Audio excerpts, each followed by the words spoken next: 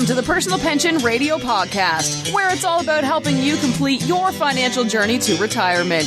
Discover time-tested strategies and get unconventional insights into wealth building and retirement that actually work. Break away from the herd and go for the retirement you dream of. And now, here's your host, the income engineer, Kraig. All right, welcome to Personal Pension Radio. I am Kraig, the income engineer, broadcasting from the Personal Pension Radio Workshop here in now much chillier Southern California. Yes, I know my listeners who are in the East, New York, Wisconsin, Chicago, all of those folks. Chilly in Southern California is, I have to wear a flannel. Oh my gosh, it's getting cold. It is not ever going to be that kind of chilly. I'm from Maine. I miss the cold weather sometimes. But yes, broadcasting from my workshop here in the backyard. For those of you new to the show, I am a woodworker. I've got a wood shop studio in the backyard where I build fine furniture, cabinetry, and the occasional commissioned project from a friend at work. Hi, Monica. All right, now, my mission is to deliver that retirement dream that Wall Street promised. And I do that through this podcast, mostly in just trying to point out and pull back the curtain on mainstream, conventional financial advice so that you can ask the right questions, the questions that are right for you in your specific situation. It's very important that my listeners understand that this show is not going to be actionable, specific information about specific topics and questions for you specifically, because we have not met to go over your specific situation. As a certified financial planner professional, I am committed to doing it right, and that means going through a very specific process of gathering that information, of asking those questions, of putting together an actionable plan so that the advice then given fits for your specific situation. You see, I was educated by the Wall Street financial machine. I was never taught to pay attention to, if you will, what was behind the curtain. Right? What were they not telling me about? Right? Most advisors today are educated by that very same machine, that Wall Street machine that taught me the message that works best for Wall Street. And that is, when in doubt, invest more money. If you lose your dog, it's because you didn't invest more money. If you got a flat tire, clearly you didn't invest more money, right? The answer was always the same: invest, invest, invest. When in reality, if the major goal of savings and investing since the 401k was created back in the 70s, for example, if the major goal was to someday get to a retirement position where you are withdrawing money from the Wall Street machine, well, the advice given to save, always save, invest, invest, invest is incomplete, right? The answer to every question, like I said, was invest more money. Well, if you want a maximum income strategy, a maximum income plan for retirement, you've got to have a distribution strategy in place, and that requires something more than the typical Wall Street invest, invest, invest approach. That's where my specialty comes in. That's where the trademark as the income engineer was born, was helping people build investment and savings and life insurance and real estate and annuity and all of those things into an actual strategy for maximum income. That is the key. Now, before I jump in, I always make my short disclosure. I am not an attorney. I'm not a CPA. I am a certified financial planner professional. With all that said, please don't act on things that you hear on my show, or especially shows like financial entertainers, people who are not licensed as financial planners, people who are not regulated as financial planners. Please meet with a qualified financial planner. And I would love right? Shameless plug. I would love that financial planner to be me. I work with clients and CPAs and attorneys all over the country through the miracle of technology nowadays.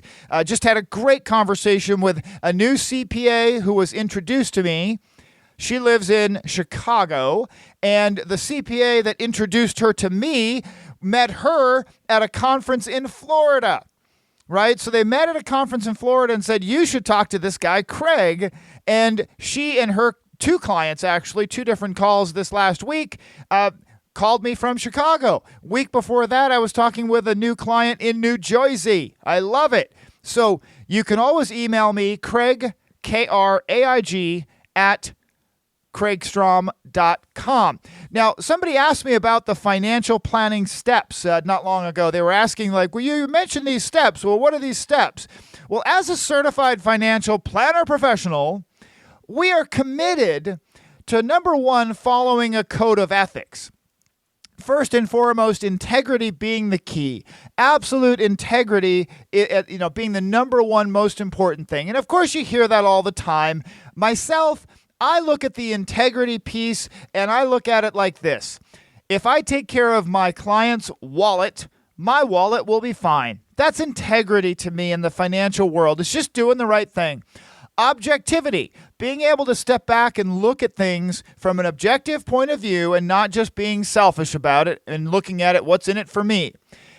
Being competent. Competent means training, making sure that I'm constantly educated, constantly learning, and surrounding myself with people who are smarter than me. And that's the key to having a really good financial planning practice, is having an awesome team. Fairness, of course, fairness. You've got to make sure that you're looking at things from a perspective of what's fair, what is appropriate let's say, for example, in fees. Confidentiality, and then professionalism. Just carrying yourself in a professional manner as a certified financial planner, that is the code of ethics for certified financial planners. Now, the steps to go through in a good financial plan, number one, is establish the relationship. So I'm going to read some feedback later. You saw the title of this episode is the feedback edition. I'm going to read some feedback that I think really makes this point extremely important to touch on. The number one step in a financial plan, right, in the Certified Financial Planner Board of Standards financial planning steps, is establish the relationship. This is what this podcast is all about. This podcast is truly not a place for me to be able to give exact, specific, actionable information for you, the listener, right there in Toledo, Ohio. No, I can't do that because I don't know your situation yet. This podcast is about establishing that relationship, helping you, the listener, understand what I'm all about, what my perspective is, what my tone is, what my excitement level is. Does my personality maybe fit with yours? That's what this podcast is first and foremost about. It's really that relationship piece. Now, the second step in the financial planning process is gathering the data. Gathering the data is a surgical process sometimes. It's also like pulling teeth, right? That sometimes pulling the data from folks and asking the right questions is difficult. It's a bit of an art form. I've been doing it for 21 years. I know. Gathering the data, the goals, the objectives. The next step is analyzing and evaluating that financial data. Right? Going through all of the information, sifting through all of that material to help develop the next step, develop and present a financial plan or recommendations or alternatives, whatever the engagement calls for. You can't do that until you analyze the complexity and the complete data. Next step is implementing the recommendations. And then finally, monitoring the planning and the recommendations, monitoring and moving on. So those are the actual plans. That's the process in financial planning. You've got to have all of those things in order so that you get a really good layout. It's got to be done right. Now, quick shout out. Hello, Josh and Casey and Little Miss Faith. I love the picture you sent me of the new family two-door coupe. Two-door coupe. Yeah, a 1974 Capri Classic convertible in black. Oh, beautiful. This all original. Casey had... Josh had actually gotten in touch with me, and then he sent me a picture of Josh and Casey and Little Miss Faith in the back. I love it. Congratulations on your new classic car. They got a great deal on it, and I love it. It just looks fantastic. It's the perfect San Diego County, California car. Beautiful, beautiful, beautiful. Now, I have a deal of the week, right? So Kraig's deal of the week. This is a tribute segment to Clark Howard. Clark Howard is someone that's been on the radio and podcasting and internet for years and years and years, and I just love his deal of the week segment. So this is my deal of the week in my quest for lifestyle deflation. Lifestyle deflation. I love the hunt for ways to make my life cost less, and I can still enjoy my life and my wife. We can still enjoy our life without spending unnecessarily on things. So I actually have an iPhone update that Josh actually asked me about my iPhone buying episode when I bought a new iPhone plan, just a plan, not the phone. And this is an iPhone update. So I refuse to buy a new pocket computer until my old pocket computer, aka iPhone, dies. The screen on my iPhone 6 popped out. Now, I have had the screen replaced once or twice. So this is a phone that, in the world of iPhones, is a dinosaur. It's a classic, right? But it keeps working, and I refuse to get rid of it and pay so much for an iPhone 7, 8, 9, 10, whatever the heck they are now. So my iPhone 6 screen popped out, so I was going to head off to the repair shop. Not to buy a new phone, but just to have the screen repaired. Now, then I remembered my old iPhone 5. It was previously from Verizon, and I had switched to a cheaper cell phone plan with Sprint, and then switched to a cheaper discount mobile plan with a company that I did a podcast episode, back at 198 or 189. I'm forgetting what the episode was. But I wondered, as I was getting ready to head off to the screen repair shop again, I wondered if my current company cell phone SIM chip would work in my old Verizon phone, and yes, it worked. I purchased an inexpensive $20 battery case for my old Verizon iPhone 5, and I saved $80 on the repair of my screen. Now, I'll probably still get the iPhone 6 repaired, and maybe I'll switch back to the iPhone 6. I don't know. But I'll tell you, it's kind of fun having what is essentially a brand new looking iPhone 5, which I wished I had kept in the first place. Brand new iPhone 5, just perfect condition, and it's so much smaller than my iPhone 6 or these giant iPhone 10s and all that. I actually love it. So for $20 a battery case, I've reconstituted my iPhone 5, so that's my deal of the week. Saved a nice big chunk of cash, 80%. Love it.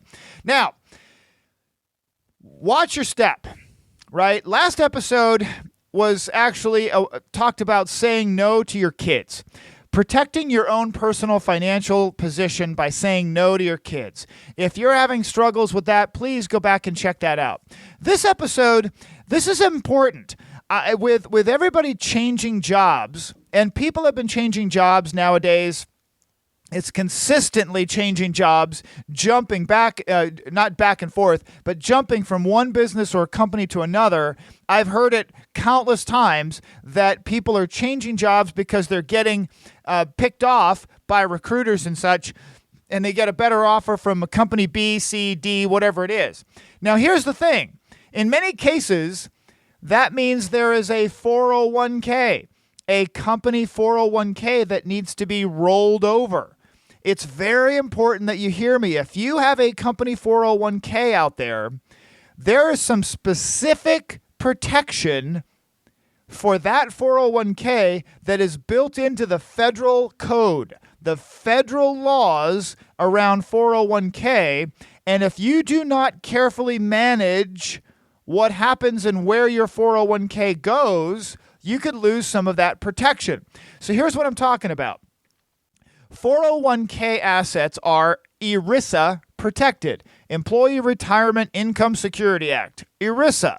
ERISA protected means that it's federally government protected, so that if you had a lawsuit against you personally, hello, O.J. Simpson, no one can ever touch your ERISA protected 401k. That's right.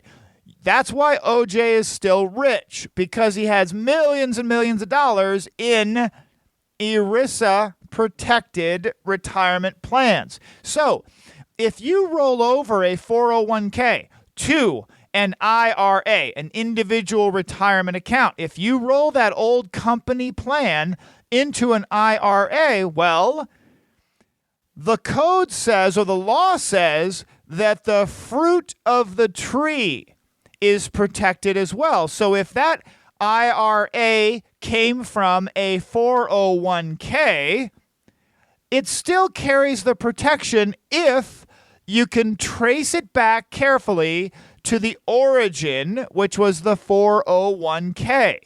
That is so important. So if you take money out of a 401k, it has protection. That money is protected to a certain extent until you put it into your personal coffers. You take it out of your 401k and you drop it in your checking account. You buy a boat. I mean, you got to really be careful. When you start actually distributing those 401k assets, they come out of that protected environment and you start putting them in positions that are unprotected. You have to be able to trace that old 401k asset back to the original location. You have to be able to document that.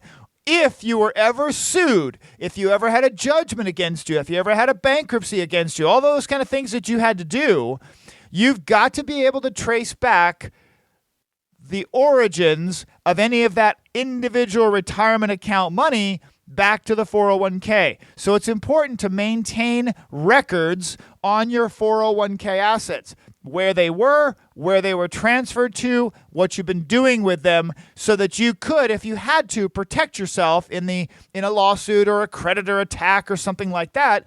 You've got to be able to track back to the original 401k so that you can then claim the ERISA, Employee Retirement Income Security Act protection.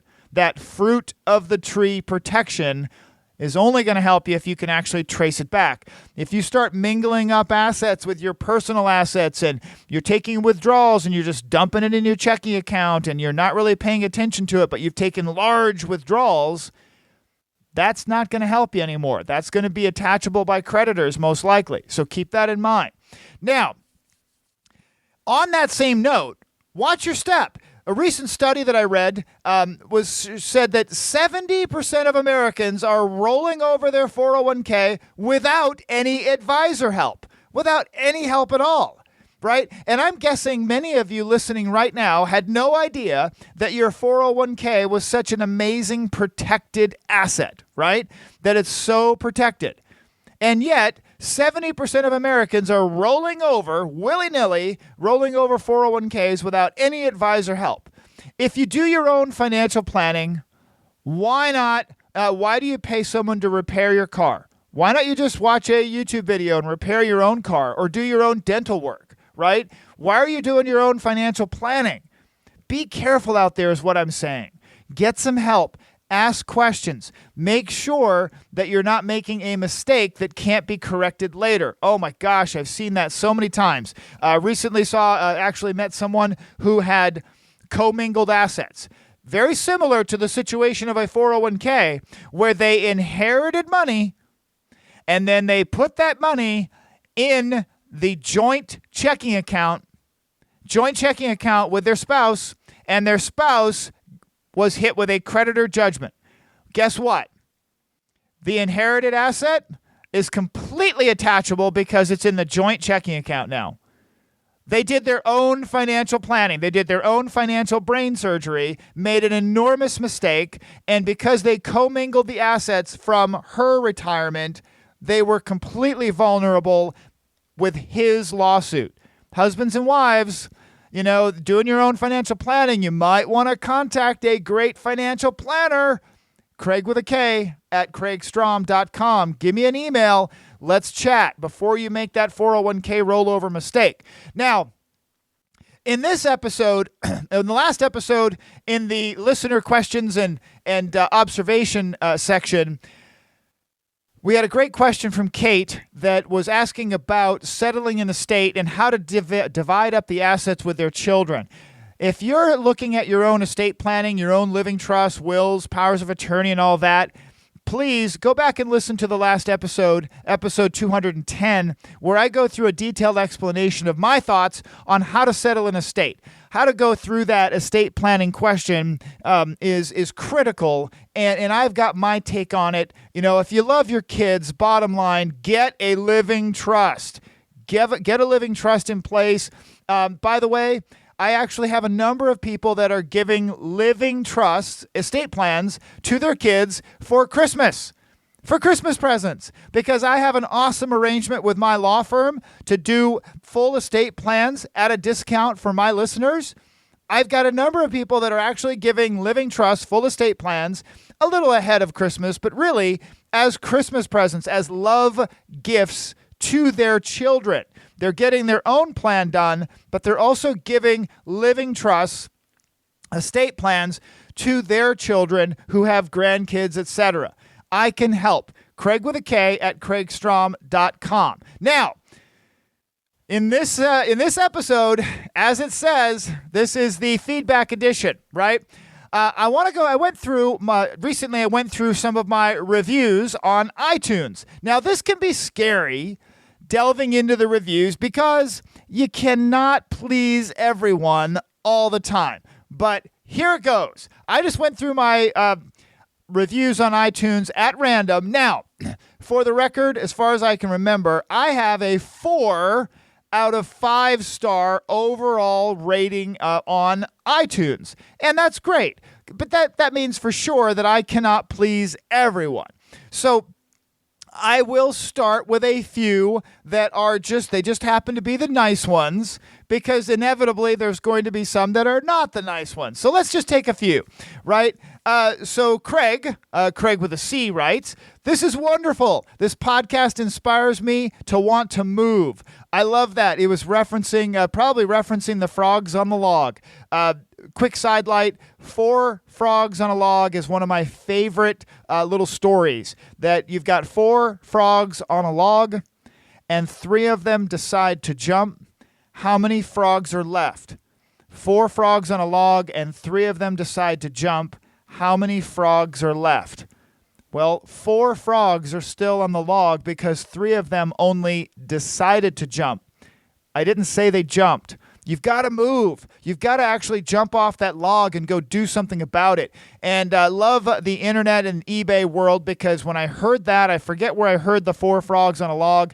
I went to eBay, and sure enough, I purchased this beautiful ceramic 4 tree frogs on a log, and it sits on my desk for years and years. Love that story. And thank you, Kraig, for that feedback.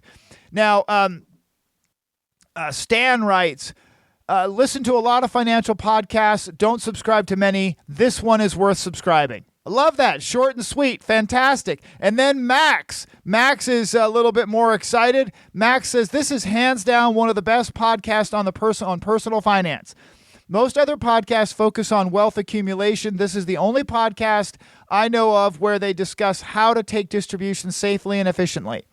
Love that. Thank you, Max. Now, all right, TW writes, hidden recruitment. That's his headline. His headline was hidden recruitment. I listened to this podcast 3 or 4 times, and after listening to it, it provides no real content on helping you financially. The tone of the podcast is negative towards traditional financial planning. The podcast message is very negative towards traditional academic financial planning strategies.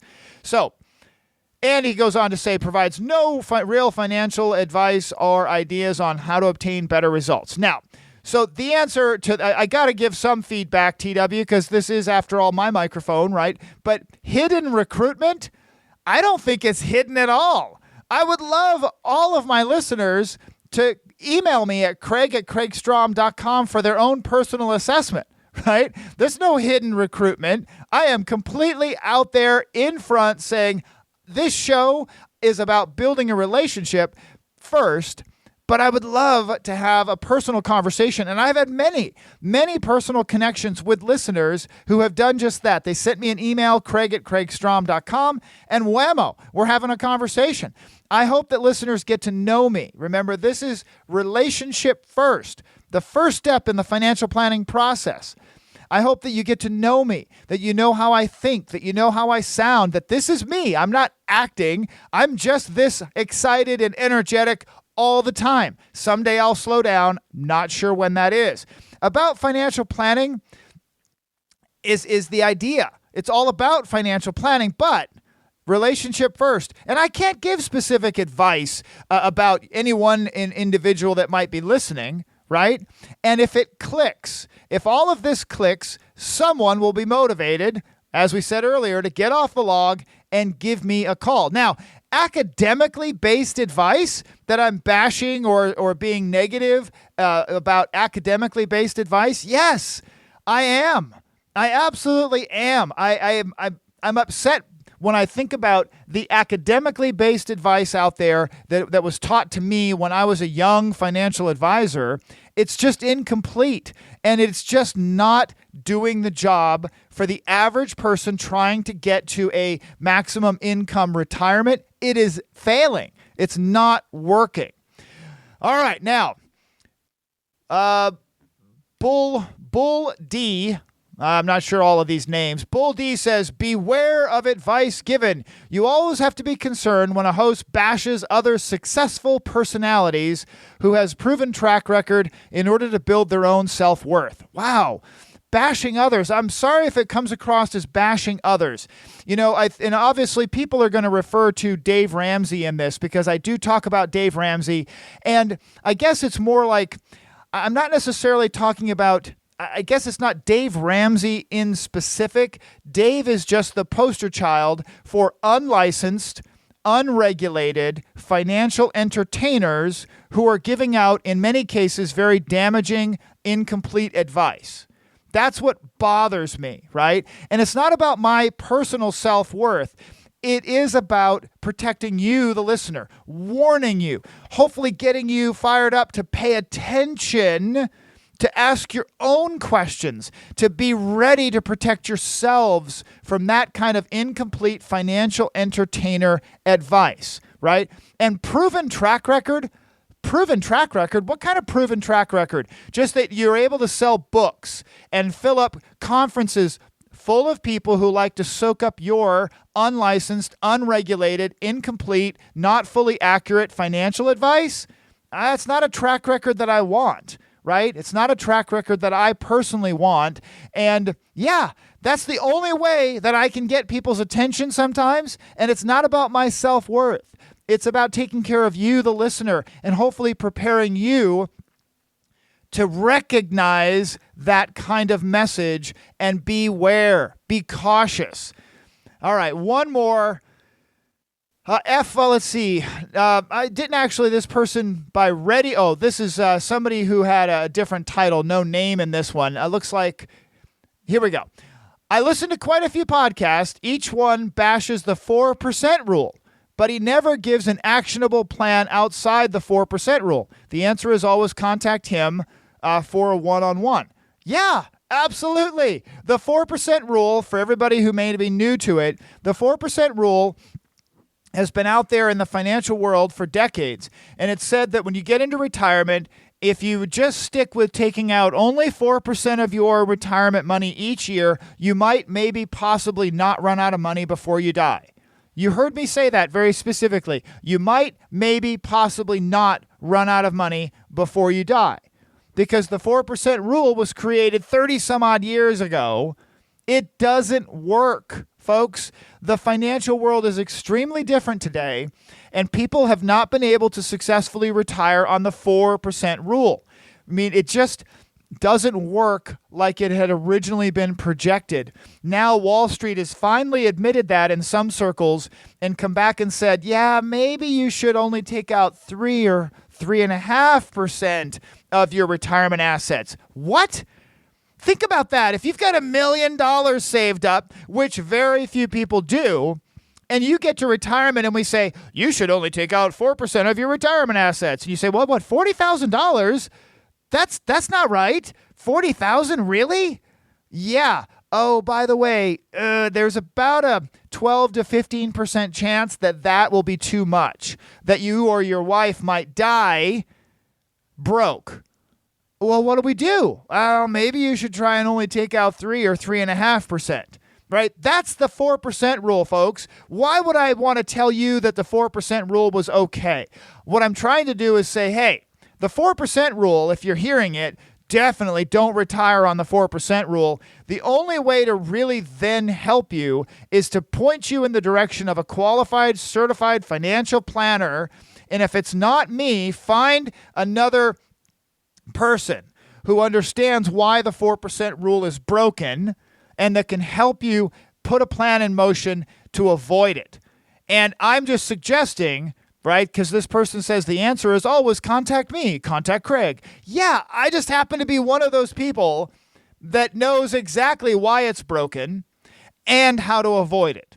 So, am I shamelessly promoting that you contact me? Absolutely. I want to help you. Absolutely want to help. And all I can do is continue to point and say the 4% rule is broken. Please be aware, if you're talking to a financial advisor who is pitching you the 4% rule, you should be skeptical.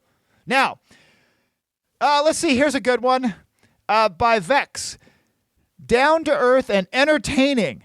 Presents a balancing perspective to different viewpoints that helps me see all angles. Well, thank you. Thank you very much. I love that. I feel good. Oh, man. Then there's BB. BB says, man, I've really given you the benefit of the doubt, but I cannot stand to hear you rant about Dave Ramsey. I agree with you on your position, but to hear you waste so much time trashing him makes me lose confidence. And then he references that I have an inferiority complex.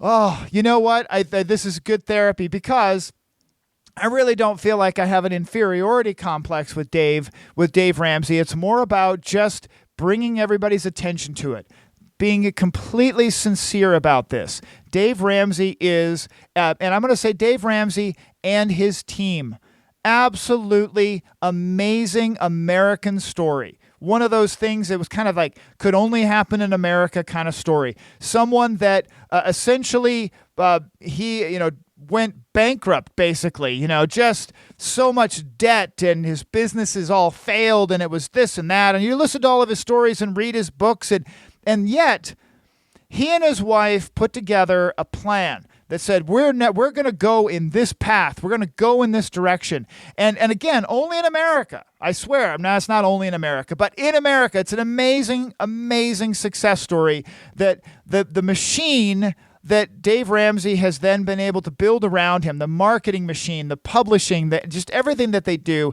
it is truly incredible, right? So the idea that some little guy like me could be bashing Dave Ramsey, come on. There's no bashing happening here. My thing is, people need to know that financial entertainers, and Dave Ramsey is the poster person for financial entertainers because he is the number one financial entertainer probably on earth. He's the number one financial entertainer. He is the poster person for financial entertainers.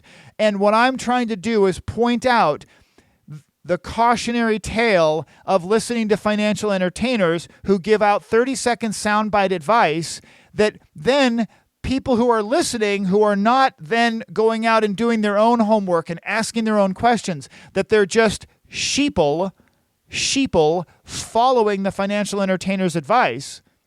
That's important. It's not an inferiority complex. It's me just trying to raise the flag to say, hey, go ask some more questions.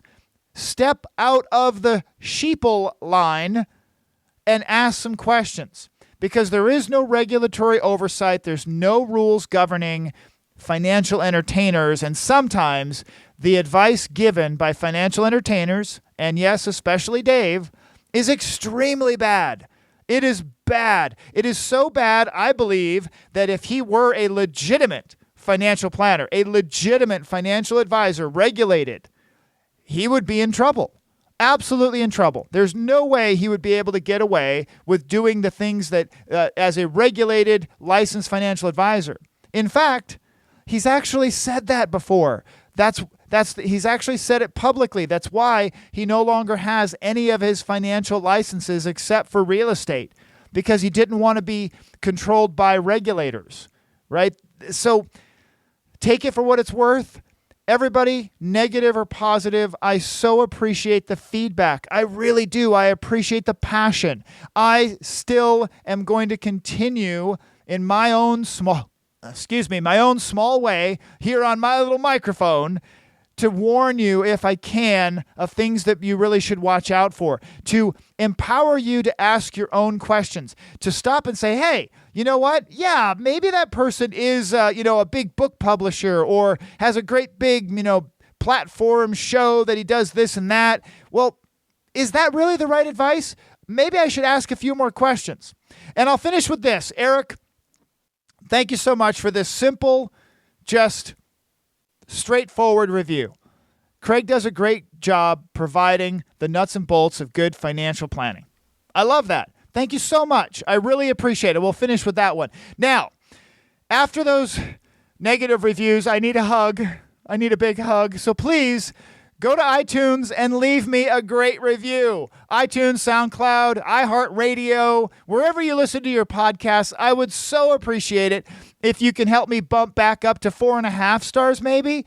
Maybe at 4.5 stars, I won't need therapy. Just if you take a quick moment, if you haven't left me a review, if you feel so inclined, please leave me a great review on iTunes or iHeartRadio or SoundCloud or wherever you listen to your podcasts. Really appreciate it. I love it. I look forward to it.